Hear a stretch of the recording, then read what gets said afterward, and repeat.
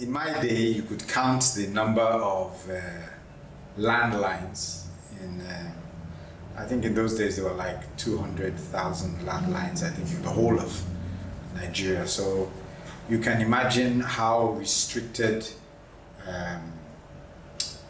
telecoms was. In fact, when they started the mobile phone, again, NITA was the only one there. They achieved things like 22,000 subscribers in the whole of Nigeria.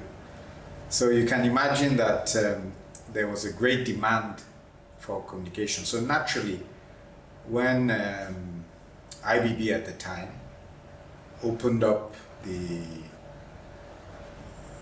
that aspect of government, aspect of business, naturally I saw the demand and the need, and I jumped into it as quickly as possible. I would say my contribution was mainly, I showed people that it could be done locally. You can actually do these things locally, assemble equipment from abroad, and like with most things, they first start off very small. If you look at something like vehicles, they started off from bicycle makers in the UK and France, that they now put 4 wheels on a bicycle, added an engine, and you had a car. So in those early days, I was able to start and show people that it's not a business that you require some huge foreign investment to do, that you can actually start small and then grow.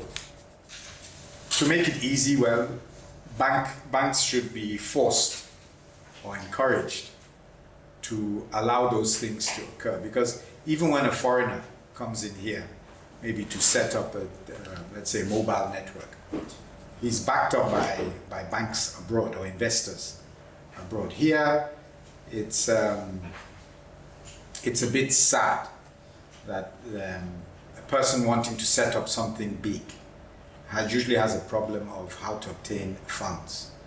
And so I suppose that's about the other aspect of what rides on the network. For instance, now communications is moving towards what rides on it, whether it's the social media, whether it's even the voice communications is now moving solely onto the main carrier, which is the internet, so to speak. Now, those kind of things don't require that much investment. But as usual, we have a strange philosophy in our country where when you are small, you are ignored. When you become big, the extortion starts.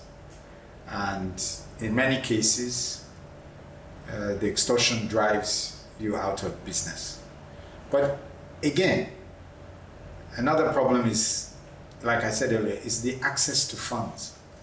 The unfortunate part of the communication business is that it changes so fast that sometimes you have to make a complete new investment in infrastructure, which requires funds. So for instance, if I was a small operator in those days and I managed to have a mobile network covering Lagos, how do I expand? Where do I get the money from as a local person? Investors are hard to come by,